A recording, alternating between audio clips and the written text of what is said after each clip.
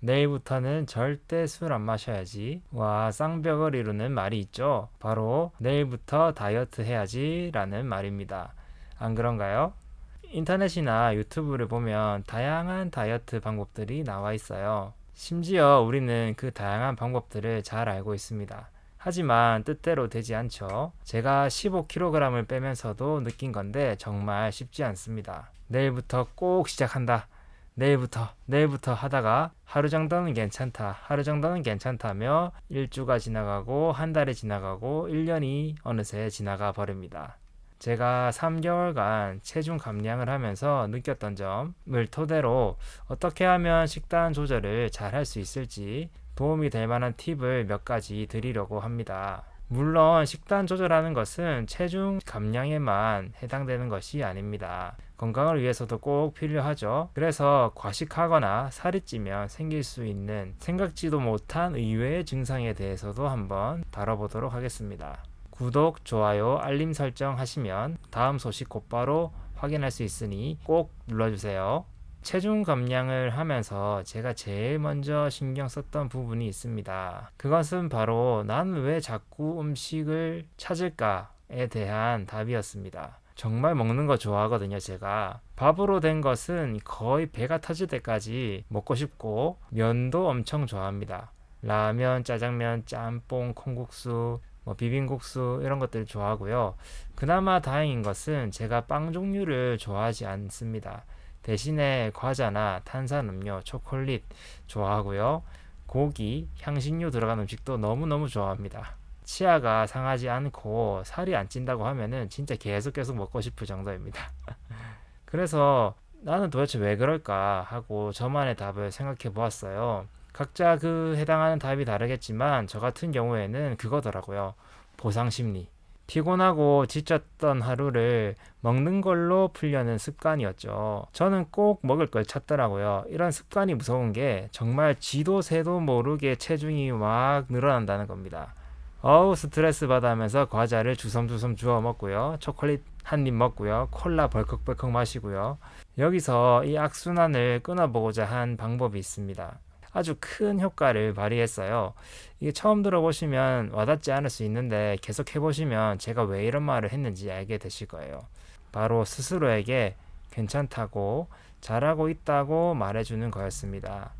여기에 가슴을 토닥이는 동작을 더하면 더욱 효과가 좋습니다. 지금 당장 해보세요. 심리적으로 위안을 주고 안정감을 주는 방법이에요. 처음에는 어색했지만 이 작은 한마디와 행동이 큰 위로가 되면서 신기하게 먹을 것이 덜 당기게 되더라고요.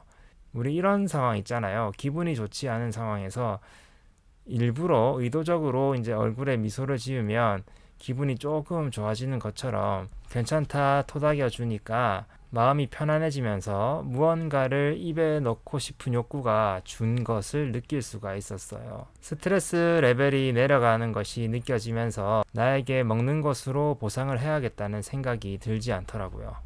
한마디로 정리하면 이런 것 같아요. 나의 스트레스 상태를 무엇으로 보상할 것이냐?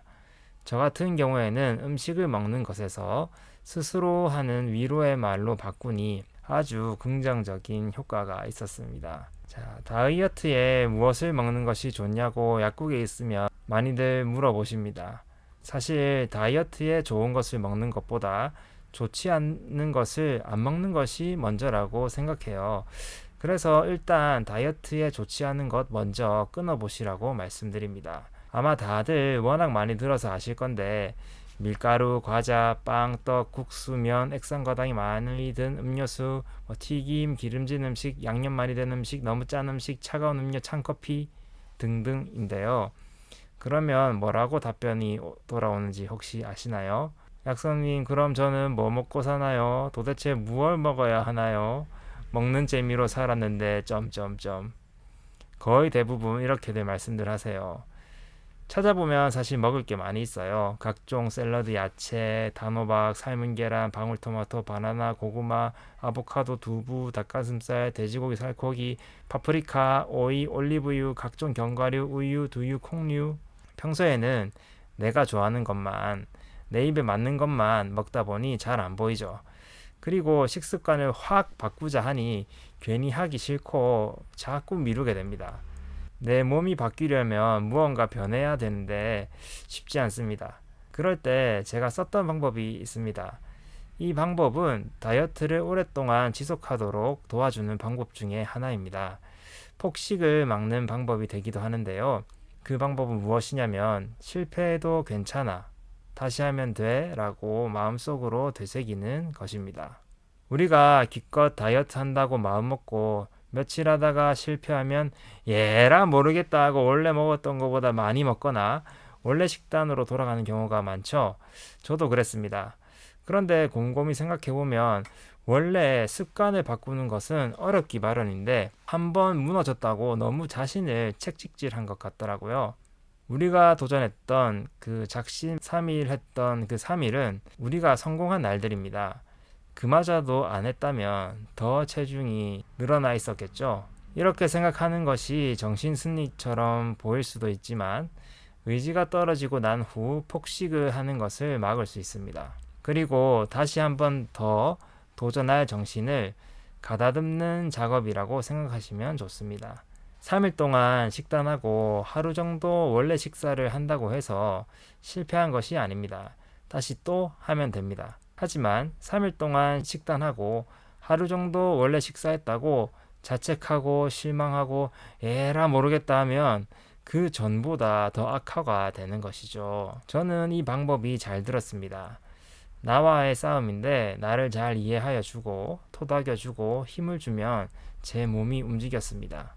여기서 제가 어떤 식단을 구성했는지 궁금하실 텐데요. 무언가 오래 유지하려면 복잡하면 되지 않기 때문에 최대한 생각 없이 챙겨 먹을 수 있도록 구성했습니다. 제 식단을 소개해 드릴 텐데요. 이렇게 따라 하라는 것이 아니고 각자의 몸에 맞는 식단을 짜시면 되겠습니다. 예시로 보여드린다는 점 꼭 알아두시면 좋겠습니다. 자, 아침에는 정말 제한 없이 먹었습니다. 고기도 많이 먹고요. 쌀밥도 많이 먹고요. 좋아하는 반찬을 많이 해서 먹었어요. 그래서 배가 엄청 부르게 먹었습니다. 국도 먹고요. 그리고 나서 점심 때는 샐러드 도시락을 먹었습니다. 7,000원짜리 샐러드 도시락이었는데 구성이 그 유명 빵집에서 파는 7, 8,000원짜리 샐러드와 비슷했어요. 그리고 저녁은 먹지 않거나 너무 배가 고프면 단백질 바 하나 정도 또는 단백질 쉐이크 정도 챙겨 먹었습니다. 제가 왜 이렇게 식단을 짰냐면 저녁만 먹지 않아 봤거든요. 다른 건 다 똑같이 하고 그런데 이 체중 감량이 안 되더라고요. 그래서 점심까지 조금 샐러드로 조절을 해야 저녁을 먹지 않거나 간단하게 먹었을 때 체중이 줄어드는 것이 제 눈에 보였습니다. 그래서 아침은 많이 먹고 점심은 샐러드 먹고 저녁은 안 먹거나 단백질 음료나 음식들로 먹고 이렇게 바꾸었더니 체중이 그때부터 줄기 시작하였습니다. 그리고 잠을 굉장히 일찍 잤어요. 10시 정도에 잤는데 원래는 12시나 1시 정도에 잤거든요. 왜 제가 일찍 잤냐 하면 다음날 일찍 일어나서 아침을 맛있게 먹고 싶었거든요. 그래서 빨리 다음날이 오기를 기대하면서 잠에 일찍 들었습니다. 그러니 자연스럽게 루틴이 만들어지고 습관이 생기더라고요. 자, 이것이 정말 별거 없어 보이지만 제가 그 전에 했던 식단이 그리고 식습관이 너무 좋지 않았기 때문에 큰 효과를 볼 수 있었습니다. 제가 이제 식단을 바꾸기 전에 아침은 거의 대부분 걸렀고요. 점심은 배달 음식 먹었고 그 다음에 저녁은 9시에 늦게 퇴근해서 배달 음식을 시켜 먹거나 집에 남아있는 음식을 먹었어요. 거기에 뭐 맥주라든지 뭐 와인이라든지 가끔 뭐 하이볼이라든지 이런 주류를 곁들인 식사 또는 뭐 주류랑 뭐 과자를 먹는다든지 뭐 이렇게 해서 먹었어요. 이렇게 먹으니 밤늦게 먹는 꼴이잖아요. 그러면 이제 다음날 아침에 속이 더부룩하기 마련이에요. 그러면 당연히 아침이 생각이 안 나겠죠. 아침 먹고 싶은 마음이 없어집니다.